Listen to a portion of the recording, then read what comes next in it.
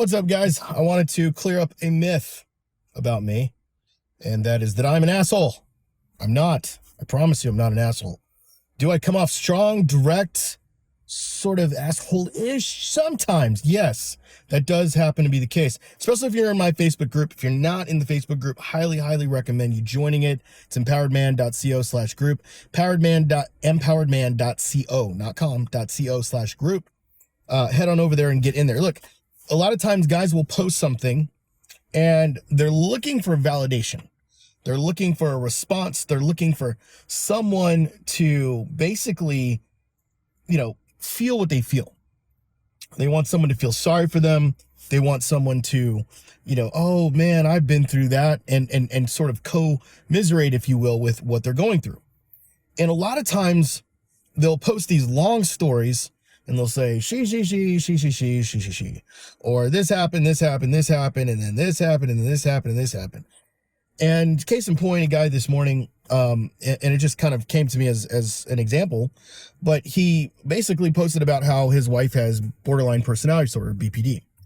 And he went on about how, she's narcissistic and all these things. And I got to be honest with you, I'm very familiar with BPD, and my ex-wife has borderline personality disorder and bipolar, and it is a serious thing. It is a serious mental health diagnosis that is, not to be lightly labeled.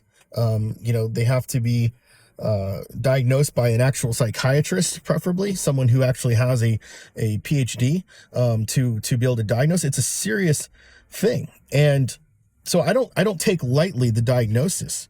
However, what I have a problem with is when guys come in the group and they talk about how my wife has this stuff. And my issue is, why does that matter? So why?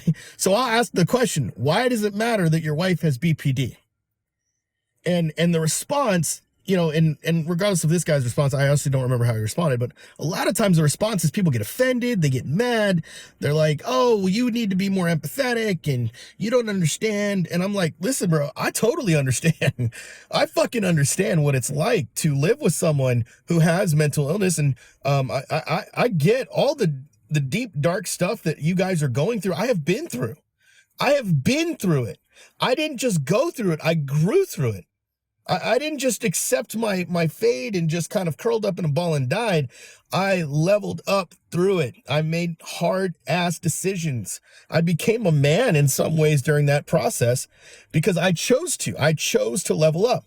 So when I ask the hard question, why does it matter? I'm not trying to be an asshole.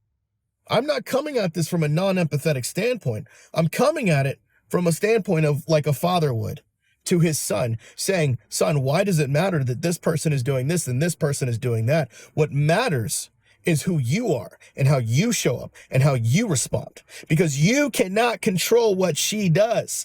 You cannot control her diagnoses. You cannot control how she responds to you. You cannot control how she communicates with you, but you can own how you communicate. You can own how you respond. You see, what happens is these borderline situations and bipolar and whatever, affairs, whatever, it all brings out the little boy inside of you. And as a man, it's up to you to decide, do I want to acknowledge there's still this young part of me that hasn't been fathered, that hasn't been, healed, if you will, inside of me, ruling the roost, if you will, or do I just bury that and blame it on her?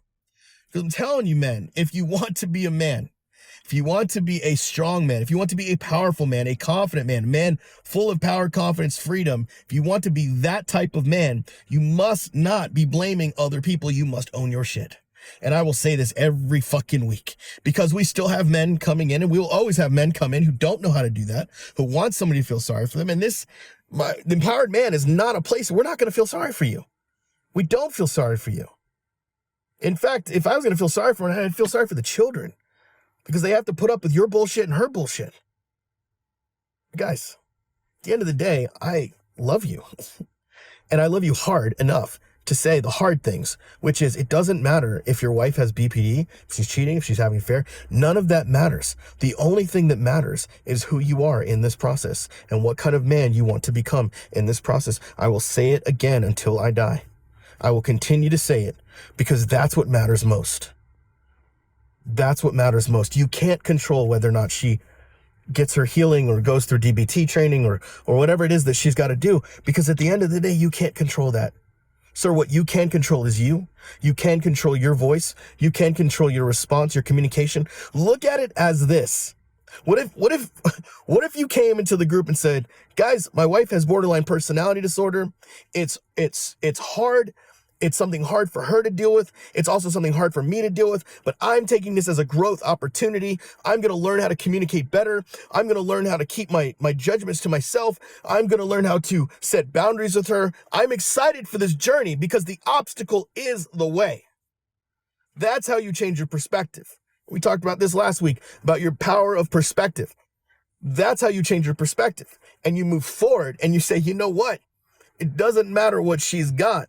I'm going to take it as a growth opportunity to become a better man, to become a stronger man, to become a more free man, to become a more confident man, because that's what I desire. So guys, if you want that, go do that. If you want that kind of power, that kind of oomph in your life, go do that. Be that kind of man. Change that that perspective, and you'll see the power in your presence grow.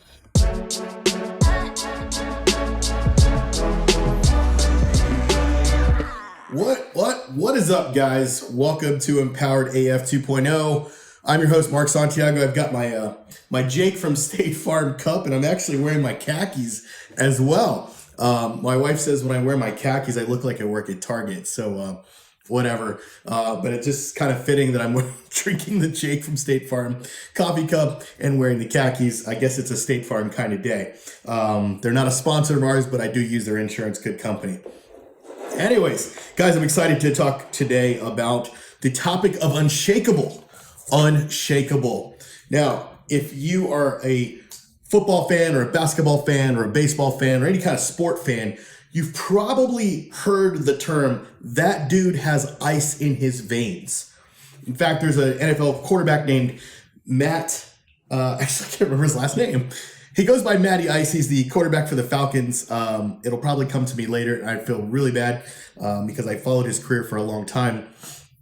But Matty Ice, if you will, is known by that term because he has ice in his veins.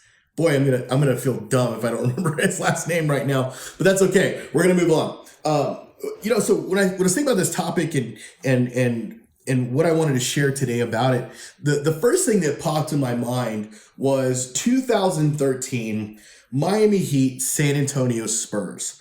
Now, if you're a Spurs fan, I'm really sorry, but we're going to talk about really a humiliating loss for you guys. And some, you might blame the refs and whatever, the controversial Chris Bosh, stopping the guy midair.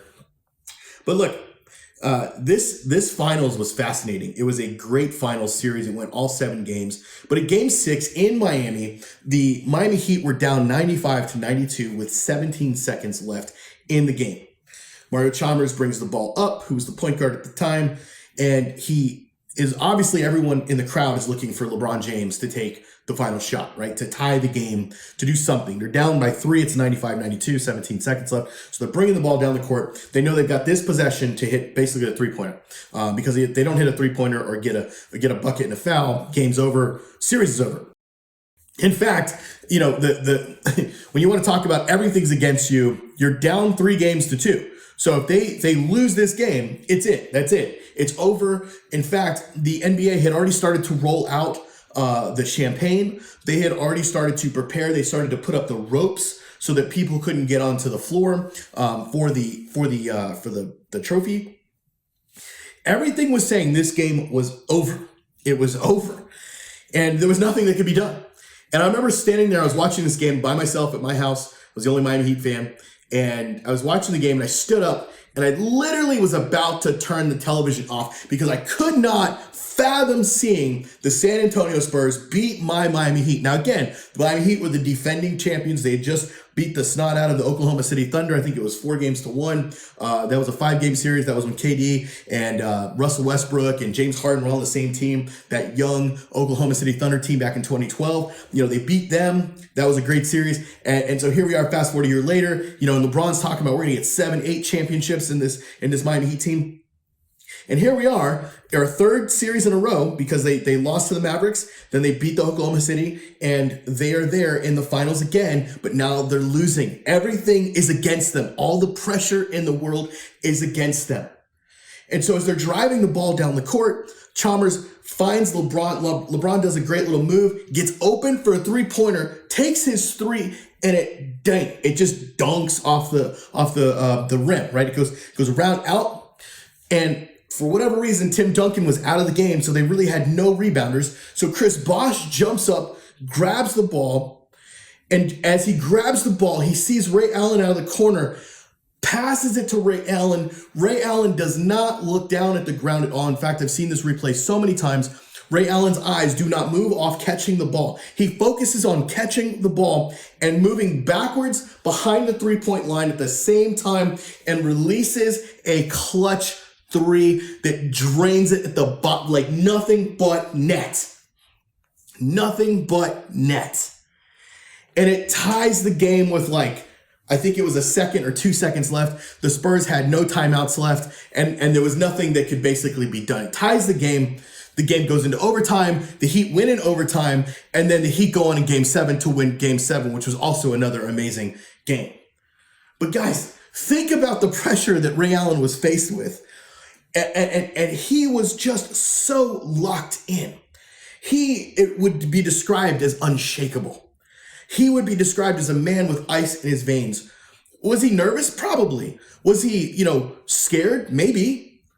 But the fact is he was so locked in and so focused on doing the movements he knew he was supposed to do. None of that mattered. None of that mattered. And that's what we want to talk about today in our topic called Unshakeable. There's 3 main things I want to take away from this action. Number 1, Ray was not thinking. Ray Allen was not thinking when this happened.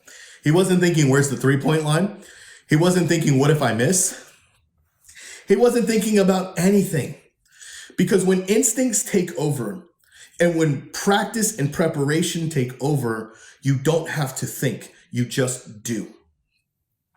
So he wasn't thinking. So many times we have guys that come to us and they're constantly thinking, what if this doesn't work? What if I take my shot and I miss? What if my wife doesn't come back to me? What if I never make $1 million? What if I never become a great father? What if I never start that business that becomes $1 billion company? What if? But here's the thing, is that if Ray Allen had been thinking about those things, I guarantee you he probably would have missed. Now, was he already a 50% three-point shooter? Yeah, I don't know his actual numbers. I shouldn't say that. Was he already a really good three-point shooter? Yes, he was. In fact, he held the record until recently. Steph Curry broke his record of three-pointers made just this season. Was he already a fantastic three-pointer shooter? Absolutely. But that didn't mean that when the season was on the line, that he wasn't going to come in clutch and make that shot. He could have easily missed that shot. We could be reversing this whole thing and talking about how he missed the shot. But the fact was he didn't miss the shot, and he wasn't thinking about it. He wasn't thinking, where's the three-point line? He wasn't thinking, what if I miss? Here's why he didn't think about where the three-point line was. Ray Allen was notorious for his workout routine. His three-point shooting routine happened several hours before the game, and it took several hours. In fact, most players who tried to do the routine with him could not actually do it. They could not last. And I mean, Miami had some sharpshooters. They had, Mike Miller, Shane Battier. They had some great guys that could shoot the three ball. Chalmers could shoot threes. LeBron could shoot threes. But he specifically had a routine that was so solid that he did not have to think about where the three-point line was ever on the court. He knew that specific part of that court in Miami better than anyone ever. He probably knew it better than the guys who clean the floor every night. He probably knew it better than, the president of operations. He probably knew it better than the people who sit there every single night on the floor seats. He probably knew it better than them because he had spent the most time in that corner waiting for his opportunity to shoot a three. Because in his practice regime, he would hit certain points around the three-point arc and hit that three, hit that three, hit that three. Just constantly shooting every single time, knowing exactly where his feet had to be in that position. Imagine not having to think through all these things, but by instinct, being able to know where you're supposed to go and what you're supposed to do and what you're supposed to say. This is, in Thrive, we talk about this idea of communication. And so many men respond out of their thinking head instead of their heart, right? Or they think they're using their heart. What they're doing is they have a lack of communication. So for example, you'll try to communicate and you'll think about, okay, well, if I say this, then she'll say that. And what if I say this and then she says that? Instead of learning how to actually communicate and getting to a point where you don't even have to think about it becomes second nature. I do this with my wife now, where before I wasn't able to do it with my ex-wife. I do it now, where it's like something will trigger, she'll be upset, or something will be said. And instead of me responding in this old negative pattern, I've learned a new pattern. I've learned a new way, and I don't have to even think about it, where it's like I suddenly respond from that healthy place of, oh, hey, what's going on? How can I serve you? How can I support you? What do you need from me? Right? Instead of just being like all defensive and saying, oh, you're being a bitch, or oh, you're being this, or oh, you're doing that, right? Because we don't know how to do those things and we don't have a routine for it. So I created a routine for how I communicate and habits for how I communicate and continue to live those habits. So now in my life, I don't have to think about them. I just do them because I am them. The final takeaway I got from this was that Ray Allen knew his role. If you watch the clip, he wasn't trying to get the ball from Mario Chalmers to get the three. He knew that LeBron was going to take that shot. He wasn't trying to go up for the rebound. He knew that if the ball went up, he needed to be on the arc because that's where he's the most dangerous. He wasn't the most dangerous trying to go up for the rebound. You could say, well, everyone should go for the rebound. No.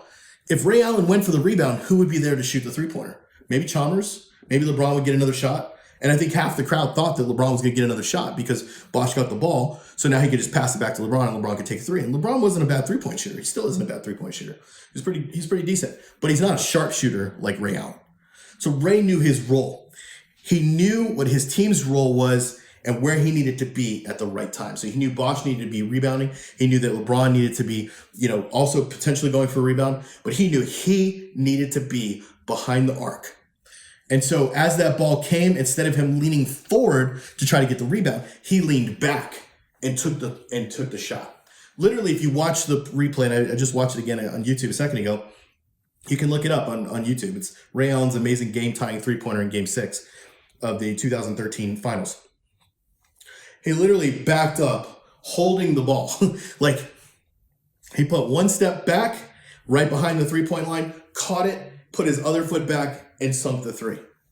It was an amazing feat. And it was something that could not be done if he didn't know his role. It was something that could not be done if he didn't have a routine. And it was something that could not be done if he was thinking. If he was thinking about where he needed to be, if he was thinking about all of these things, I do not think he would have hit that shot. And this is the problem I see with men who come to us on this emotional roller coaster, whether it's divorce or separation, or it's just you don't know who you are, your identity's lost, and you're just struggling being a man. All these things you come to us with, and you're just lost.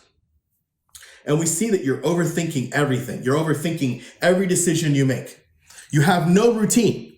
You have no routine. Your routine is you wake up and you cry, or you wake up and you make your lunch and you go to work and you come home and you just, drink beer and watch football, play video games, whatever. Maybe you tuck in your kids, maybe you don't, and you go to bed and you have no routine. You have no solid actual substance of habits that are developing you as a man. And so you wonder why you're in the situation you're in. Imagine Ray Allen being like many of you who have no absolute habits about themselves, who don't read books, who don't actually engage in community that's like our Thrive community, where it's not just a couple of guys talking shit to each other, but where it's men who are actually calling you to a higher level, right? Not like our free group where it's just anybody and everything kind of comes in there, where it's guys who've already invested financially and emotionally in themselves, and they're calling each other higher.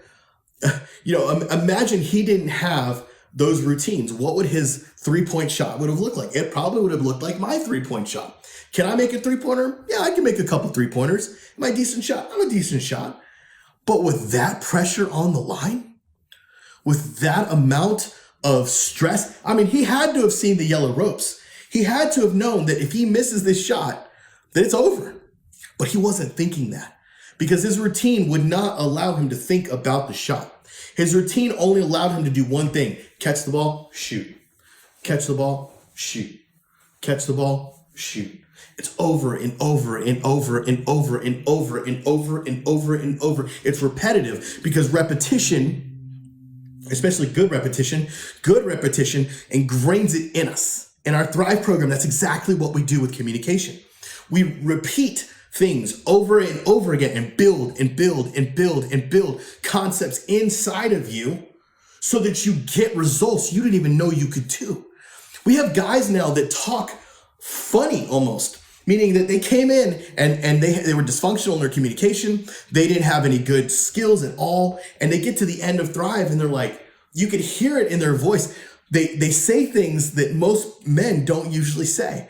They respond in empathy. They use empathetic listening. They set boundaries with people and their spouse, and they're just like blown away. And they're like, how did this happen? It's like, dude, because you're responding now from a place of habit that we've built inside of you. We've gotten rid of a lot of the old habits that you were living from because you chose a new level of necessity and said, it's not acceptable for me to communicate with my wife this way. I must be this type of man. And if I'm going to be this type of man, I'm going to have to do the work it takes to be that type of man. How in the world could Ray Allen have hit the game-tying 3? Or even you think about any home runs that are hit, or a Tom Brady situation, right? How many times did Tom Brady come in clutch, have ice in his veins, right? How many times did that happen in any of these? And athletes is just an easy thing because we can actually see it. We don't usually see, CEOs or entrepreneurs running their company. We don't usually see the moves that they're making. We don't always see husbands with their wives. We don't always see those things because it's not something visual. But sports we can at least see as a visual thing of a way where a man is facing anxiety, a man is facing these things, and what happens when he has habits, what happens when he has routine, what happens when he knows his role and the part he's supposed to play. And when he does this and he doesn't even have to think about it, he just shows up and says, this is who I am. This is what we are building, an empowered man. We are building a culture of men, a community of men that will hopefully go into the world and help other men do the same thing, which is to show up in everything, to have good habits, to be healthy in our communication, to own our shit in everything, and to be the CEOs of our family and of our own personal lives. Because if men do that, then we don't get the bullshit that's happening right now in Ukraine and Russia. Right? We don't get a little fucking feral-eyed, would Mitt Romney call him a feral-eyed evil little man, dictating pretty much gas prices right now and dictating what's going to happen in Europe because of his own insecurities, and he has to take back over a country that doesn't belong to him. That's what happens when you have poor leadership. That's what happens when you have poor things happening inside of a man. But here's the flip side of that, is the response of the world has been late. The response of the men who lead these countries has been late.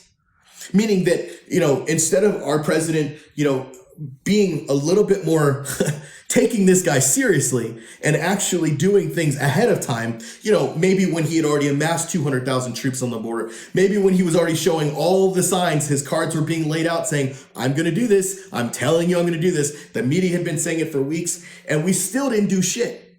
It's because of a lack of leadership, where we face these shakeable moments and we are shakeable inside. We don't know how to show up. We're afraid of this. We're afraid of that. We're afraid of this. We're afraid of that. I would much rather follow a president or a leader who at least admits, I don't know the outcome, but here's what I do know. This is what I feel like we need to do, and this is what we are going to do, and this is how we're going to do it. And he rests in the fact that he can detach from the outcome of knowing he did the thing that he knows he's supposed to do. Because leaders who don't have a decision, who are not decisive, they're indecisive, they're not decisive in their decisions, are not leaders we can follow. So bring that back to your family. Are you a decisive leader that your wife and your children can follow? And I don't mean that you have the answer for everything. I don't mean that you aren't, that you don't struggle with imperfections, but that you own your shit when you do. That you go, hey, I don't know how to make this decision, but here's what I am doing to create that decision. That you can still show transparency and some weakness and some vulnerability, not weakness, but vulnerability. And in that vulnerability, it's like, but this is what I'm going to do. I'm going to be decisive. I'm not going to just sit around and wait for shit to happen. And so many of you are doing that. You're sitting on your fucking ass, waiting for your wife to file for divorce, waiting for shit to hit the fan, waiting for the end of the world because you don't know what to do, because you are not unshakable, you are shakeable, and you are shook to your core.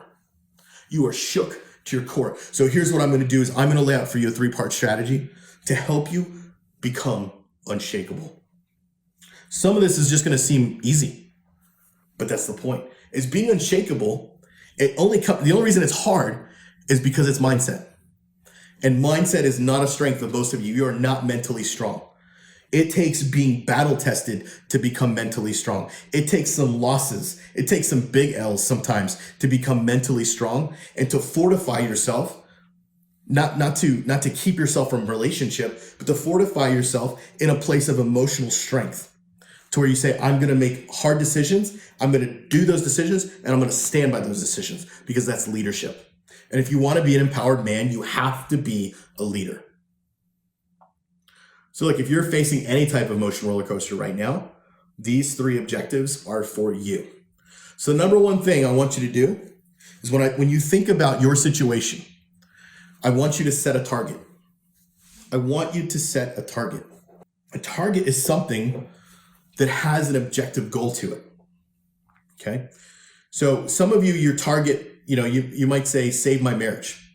Well, I'm not crazy about that as being a target, because I don't know that a person can save a marriage. I think it takes 2 people to save a marriage. But let's say that you want your target to be to create a healthy marriage. Okay. To create a healthy marriage. And even though right now everything is shook, your wife has filed for divorce, or she says she doesn't love you, she's cheating on you, whatever. You say, I'm going to set the target of creating a healthy marriage, regardless of what your wife is doing. My target is healthy marriage. Okay. So then the second thing I want you to do, I'm going to roll through this with several different things, is take action. Take action. So I've set the target, create a healthy marriage, take action, work on my communication skills so that my wife feels heard and understood. Holy shit. Are you kidding me? That's an action. That is an action you can take. Some of you go, I'm working on myself. I said, well, what do you mean? What are you doing to work on yourself? Well, I'm reading books. I'm going to the gym, I'm just working on me. What does that mean? When you say working on yourself, what the fuck do you mean by that? I hear that all the time. Now we tell people, yeah, you got to work on yourself, but we have a clear, definitive, like strategy for that, right? Like Empower Me on our Thrive program is built on the fact of working on you. That is the thing that you must have before you come into our Thrive program, is you must have the desire and the willingness to work on yourself. So in our case, one of the things we help men do is work on their communication skills so that their wife feels heard and understood. Why is that important? Well, the number one cause of divorce is communication. Oh my God. Why? Because a woman wants to feel heard and understood so that she can emotionally connect with a man. Well, a man who cannot make her feel heard and understood is a man who is not emotionally connected to himself. He has shut down that part of himself. And because of that, he's unable to be emotionally connected to her. He doesn't know how to emotionally connect with her. And so if you can't emotionally connect with her, it goes back to your communication skills. And so if you go, well, I'm going to work on my communication skills so that my wife feels heard and understood, that will then hopefully create a healthy marriage. See how this works? So the very first thing we're going to do is we're going to set the target of creating a healthy marriage. Now make sure when you say create a healthy marriage, you define what a healthy marriage looks like. A healthy marriage looks like one where I do not allow toxic conversations. I will not engage in texting that is toxic. I will not yell at my wife. I will not scream at my wife. I will not call her names. I will not talk shit about her to the kids. I will not talk bad about her to her coworkers or to friends or to family. I won't call her family and make them feel sorry for me because of what she's doing to me. That's called manipulation. I won't do that because I want a healthy marriage. So that's your target, right? Create a healthy marriage. Number 2, work on your communication skills so that your wife feels heard and understood. And then finally, number 3, my favorite one, detach from the outcome. This is tough. This is tough. You've heard me say this before. Detach from the outcome. Rest in the fact that you're doing the work and it's up to your wife if she wants to meet you in doing the work. You can rest in that fact. Guys, detaching from the outcome is about resting. Rest. When I say that word rest, some of you are like, man, I want that. I remember going through my divorce and not feeling rest. I wanted so desperately to feel peace. I had never felt peace, or I hadn't felt peace in a long time. Even through the marriage, the 17 years, there was a lot of times where I did not feel rest. I did not feel peace. And it wasn't my wife's fault. It was mine. I cannot blame her for anything. I don't blame her for anything. She is her own person and she makes her own decisions, but I am my own person and I make my own decisions. The failure of that marriage has squarely on me. That's the way I look at it. Of course, she has things that she did, things that were toxic, things that were really bad. And you can morally justify all kinds of shit for me. But I don't go there because I know as a leader, I can't go there. All I can do is look at me. All I can do is look at my actions and what I do. So look, I take the action of working on communication and I do that. And then I just rest in the fact that I'm doing the work and it's up to my wife to meet me in doing the work. Guys, think about how different that is to be that way. That is unshakable. That is unshakable where you set the target, to win the finals, to hit the 3, whatever, to take action, catch the ball, put it up.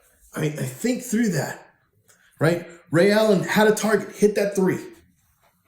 He saw the ball come down, hit the 3, take action, put himself in a position to hit the 3. I mean, he could have just stood right there. He could have stayed right there. Bosch would have passed him the ball. He would have hit a 2. Game would have been over. But he put himself in position to hit the 3-pointer. He took action. So many of you have not put yourself in position. You have not put yourself in position to win. When we have guys join Thrive, we say, look, man, what you just did was you just put yourself in the most powerful position possible to either receive your wife back or to move forward without her. When guys join our Thrive program, it's our 90-day program, it's our flagship program. What you're doing is you're literally putting yourself in the most powerful position possible to either receive your wife back when she's ready or to move forward without her. You win either way. If you come in and you do the work, you win. The only guys who don't win are the guys who don't do the work. But you can rest in that fact. So set the target, take action, detach from the outcome. Look, if you want to become wealthy, if that's your target, right? Create a number. Work on a savings and investment plan. That's your action. Then rest in the fact that you're working the plan and trust the process. That's your detachment. If you want to become a great father, set the target. What does that look like? Becoming a great father looks like this. Take action. Be intentional about spending quality time with your kids. Number 3, detach from the outcome means resting in the fact that you're putting in the work to build a strong, amazing relationship with your child and that they will choose to meet you and lean in to that relationship as well. And then you want to start a new relationship? Set the target. What does that look like? What does that relationship look like? Taking action by becoming the most powerful and attractive version of yourself, forming healthy habits to attract a healthy spouse. And the 4th, rest in the fact that your healthy habits are going to attract a healthy spouse. That's it, guys. Set the target. Be clear about the target that you want. Number 2, take action. And number 3, detach from the outcome.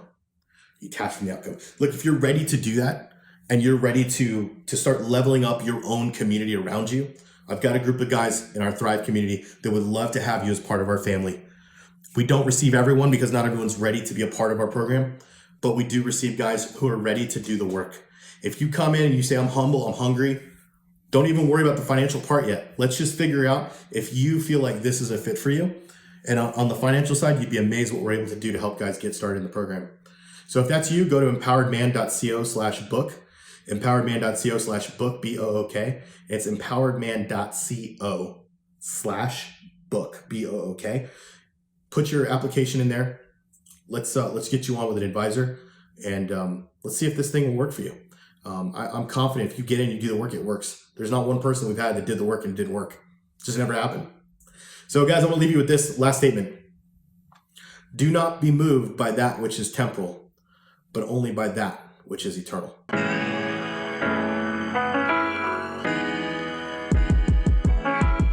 Welcome to the Bourbon Moment. Join your host, M Sizzle, J Dub, and Mandrew as they sip on some bourbon and spit some truth. Welcome to the Bourbon Moment. Man, did you tell Andrew what you had asked me about? What? No. Dude, I get a text from Mark at 9:30 while he's in California, and it says, do you have a tattoo guy in the area? Bro, I get this text. I was already asleep. I was 3 bourbons in by that point. I wake up to this text, 6 a.m. the next day. I text Mark back because I wake up to the text and I'm like, what? Mark's asking me for a tat. And I was like, no, my guy's in San Diego. Why? And he starts telling me about the tattoo that he wants. But dude, I was baffled, but I'm super supportive in getting a tattoo. So Mark, if you want to share some context about the tattoo that you want to get. Oh man. Yeah. Unless you want to save it for later on. No. It's fine. I mean, I'm not 100% only because I haven't seen the exact one I want, but for a long time, I wanted a lion on like my arm. Those are always cool looking. And, you know, they're kind of like, there's a faith element to it and it's just kind of cool. But over the last year or so, my daughter, my wife, like they kind of, I don't know, I've been told I'm like a bear. And not in a bad, like angry kind of way, but that I'm like a cuddly bear, if you will. You know, like I have my assertive aggression, but I also am very kind and loving at the same time. And so I was like, maybe it would be cool to have a bear tattoo instead of a lion. And so I started looking into like grizzly bears and, you know, kind of a little bit more about like who they are as animals and how, you know, they don't attack, but they definitely are defensive. And if you if you're in a position where where they have to defend themselves, they will definitely do that. And versus black bears. And I was like, maybe I'm more of a grizzly than I'm a black bear. So it's an idea that I really like resonated with. And I was like, it was the first tattoo concept where I was like, I could actually see myself doing that. To the point, I shaved my arm just to see about where it would be. I know it's starting to get a little bit where it's growing back in because I found a picture of myself before testosterone and after testosterone. I've got like this much more hair because of the testosterone. So I'm like, literally I'd have to shave my arms to have this thing done. But who knows? We might be going down to San Diego for a 6-hour road trip and getting this puppy done. Welcome to the club, then. I'll get tattooed with you. I just got to find the right one that I like. And April 21st, the 26th, I'm in San Diego. I'll get a tattoo again. Need time to get a tattoo. I still need to finish my leg too. My plan is to have my whole leg completely what's called socked. So my whole left leg will be tattooed. And then my right leg, I'll only have my thigh done. Right. For those that don't know, I'm sure everyone in our program is like, Joey has no tattoos because I'm always all covered up. But the majority of my lower body is covered on my left leg. It's the face. It's the boy face. It's the dude. I'm going to have everyone start calling me Babyface Killer. BFK. Face Killer. What's up, BFK? Babyface Killer. I'm going to get my jersey that says BFK. Just as a reminder. Yours can be Papa Bear. Andrew's can be Mandrew. I have a Papa Bear shirt, actually. Yes. If we had a Empowered Man softball team, right? You'd be that BFK, Mandrew. Wait, you didn't like the name I gave you, J-Dub? I'll take J-Dub. BFK, we're AKA BFK. There you go. It sounds like when we do our first in-person reunion, and we should we'll come up with like some pullovers or anything, and then that's what we should rip off the shirts and just have our nicknames on the back, like softball, like jersey style. Or just get them tattooed on the back. Oh sure. Well, I already have one back there, but I don't have anything back I there. did think what would be cool is like either like a word on my back, because I got kind of a big back, or like one of those big ass swords. You know what I mean? Like where it's Highlander like sword. Yeah, but it's like upside down. But then I'm like, the pain that you probably have to go through for it to go down your back, like on your spine, like I don't know, just I imagine that as being really hard. Spine is tough because there's not a lot of skin or not a lot of fat, right? So you really feel it on the bone. Like that was one of the first tattoo I got, and that one, like it was literally like vibrating up my neck. So that was a little bit awkward, but like pain wise, the sternum and the armpit have been the worst. Yeah. The sternum hurts. My chest went over my sternum a little bit. And I just remember like the feeling in my teeth. I felt like my jaw was like unhinged. I couldn't get comfortable. Your jaw like literally gets stuck. And he's like, you'll be fine. You'll be fine. And I'm like, I was like hour 3 when we started the sternum. So I got my lion done. Speaking of lions, I got my lion done first, and then we did the monkey on the other side to represent my kids. And we were coming to kind of bring it through. He like did this design, and he's working over here, and I'm getting raw. You know, like that feeling when you're raw, like after 2 to 3 hours, it's just like, oh, come on, we got to move in. So he's like, all right, let's go to the sternum. So the first kind of hour, I was like, all right, hour 2 on the sternum. I've never wanted to quit a tattoo. And I literally was like, this might be it. This might be the time that I just can't do it anymore. But then I was like, wait, we coach on mental strength and focus. I'm going to get this done. I'm getting this done. I can't squash out of this. I can't squash out. No, you cannot pussy out of this.